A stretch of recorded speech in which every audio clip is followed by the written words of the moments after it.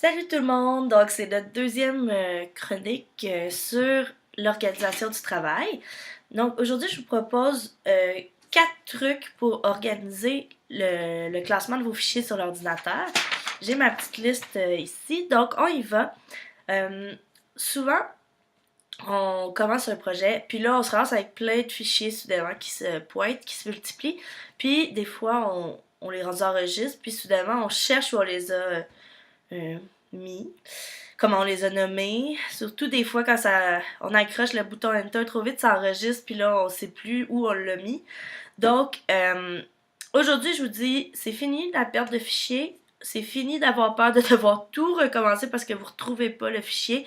Je vous donne mes 4 trucs pour organiser euh, votre vos fichiers pardon, sur l'ordinateur.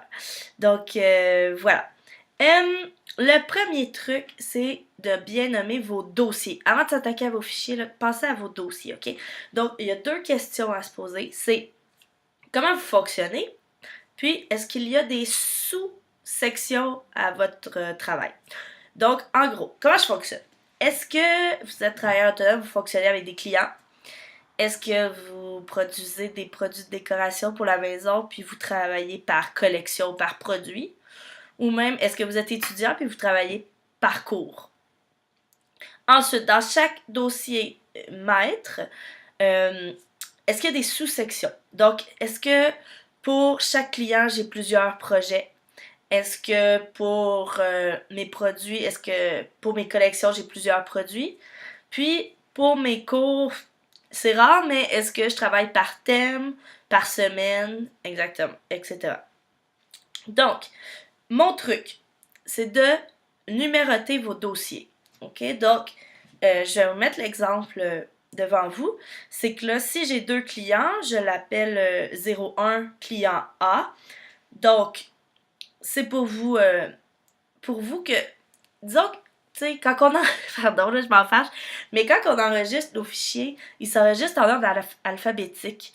Mais parfois, c'est pas cet ordre-là qui est le plus logique pour nous. Par exemple, le client A, si ça fait 3 ans que vous travaillez avec lui, il est plus prioritaire que si vous avez le client B qui, qui vient tout juste d'arriver. Prioritaire, c'est pas vraiment le mot, je veux dire, parce que tous les clients sont importants, mais je veux dire que dans votre tête, il est arrivé en premier, en plus de suite, il y a l'autre. Donc voilà. Puis du même coup, quand vous numérotez vos dossiers, ils se mettent dans l'ordre que vous voulez. Donc, client A, client B. Et numéroter les sous-dossiers. Par exemple, ici, vous avez projet 746, vous avez le projet 243. Évidemment, si j'avais pas numéroté les dossiers, le 243 aurait été placé en premier. Alors que pour moi, le 746, c'est le plus ancien, tu sais, je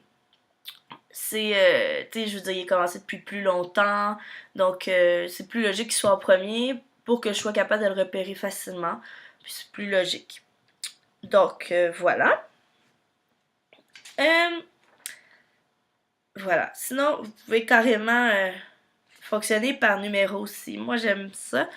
Avec un de mes clients, on fonctionne par numéro de projet.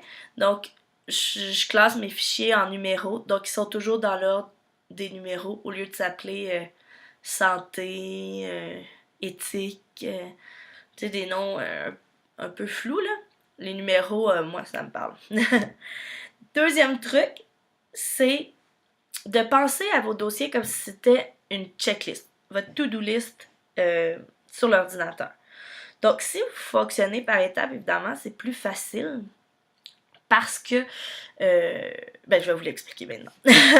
Donc, moi, dans mon cas, je trouve qu'il y a 2 types de fichiers. Il y a les fichiers de référence, c'est-à-dire ceux que vous consultez pour avoir des informations sur votre projet, sur les produits, bon, à différentes étapes. Mais il y a aussi les documents sur lesquels vous travaillez puis qui vont évoluer à travers le temps.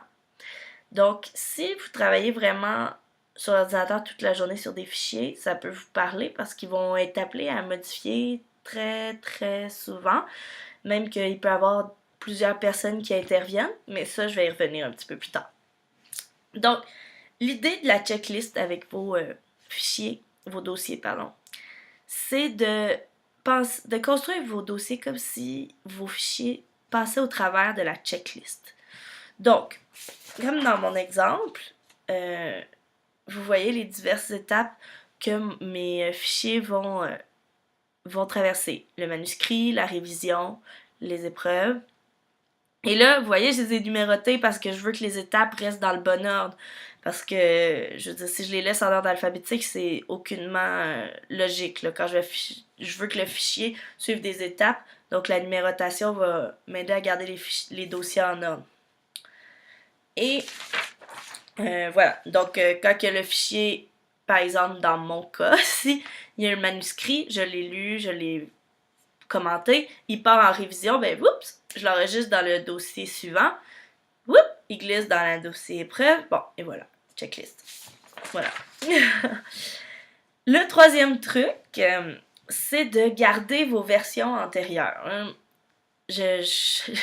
Pour éviter de perdre puis de paniquer, là, renommez vos fichiers à chaque étape pour pouvoir, sans les perdre, là, juste les reconsulter. Si vous avez un doute sur un fichier, vous pouvez remonter, voir où a été fait le changement. Donc, si vous êtes seul à travailler sur le fichier, vous pouvez l'appeler V1, V2. Hein, c'est une version, une façon universelle, là, version 1, version 2. Ou si vous êtes à plusieurs, là, c'est un truc on apprend sur le tas, mais vous pouvez mettre les initiales de chacun au bout du fichier. Bon, finalement, au bout du fichier, ça va vous faire un fichier, un long fichier le lendemain. Mais c'est pas grave parce que vous savez exactement les étapes et qui a intervenu dans quel ordre. Donc, si vous voyez quelque chose de louche apparaître, vous pouvez remonter les dossiers, les fichiers, puis aller voir qui a fait ce commentaire puis aller lui poser la question directement, finalement. Puis le dernier truc, le truc numéro 4, c'est de nommer vos fichiers. Okay. Donc là, il faut que vous soyez vraiment discipliné pour nommer vos fichiers. Allez-y de façon, comment j'allais dire, uniforme. Donc, si vous avez le chapitre 1 qui vous arrive, là, puis ensuite, vous faites des modifications, assurez-vous que le début du nom du fichier soit toujours le même.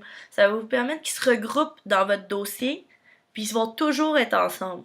Si vous l'appelez CH01, puis là, l'autre version d'après, vous l'appelez chapitre au long 01, là, ça se peut qu'ils soient séparés par d'autres fichiers, puis là, quand vous allez les chercher, vous allez être obligé de repasser au travers de la liste des fichiers.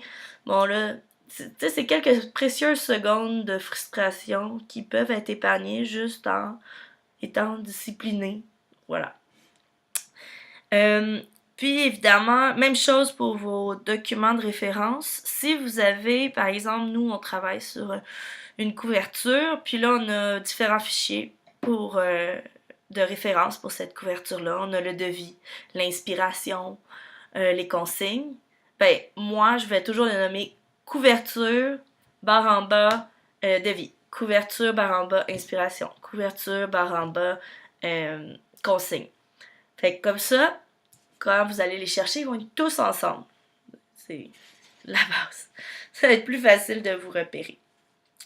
Donc là, en vous parlant un peu du classement des fichiers, pour vous donner des trucs, je vous ai un peu dit qu'est-ce que je fais un peu tous les jours en gestion de projets éditoriaux.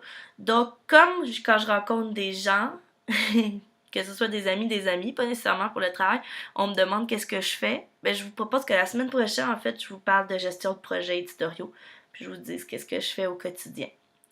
Donc, c'était ça notre capsule sur sur l'organisation des fichiers sur l'ordinateur.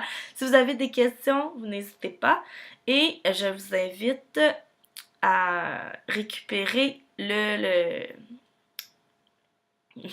fichier les notes sur la vidéo à l'adresse qui apparaît dans la description au-dessus de la vidéo. Voilà. Donc, je vous souhaite une belle journée. Bye!